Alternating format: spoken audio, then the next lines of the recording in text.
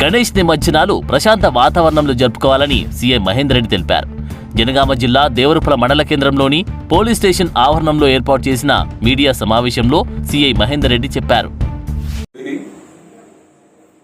గణేష్ నవరాత్రి ఉత్సవాల సందర్భంగా దేవరుపల ప్రజలందరికీ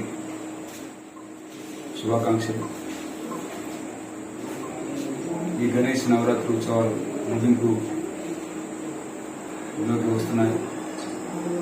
దాని సందర్భంగా 15వ తారీఖు జరిగే నిమజ్జనంలో భాగంగా ఈరోజు పోలీస్ స్టేషన్లో దేవరుపల మండలంలోని ఉన్న డీజే సౌండ్స్ ఓనర్స్ అందరినీ పిలిపించి వారికి ఇన్స్ట్రక్షన్స్ ఇవ్వడం జరిగింది. ఈ గణేష్ నవరాత్రుల ముగింపులో లాస్ట్ రోజు గణేషుని నిమజ్జనం చేసే సమయంలో గణేషుని ప్రతిష్ఠించిన ప్లేస్ నుంచి మనము చెరువులోకి నిమజ్జనం చేసే ప్రాసెస్లో ఊరేగింపులో డీజేలు ప్లే చేయొద్దని చెప్పేసి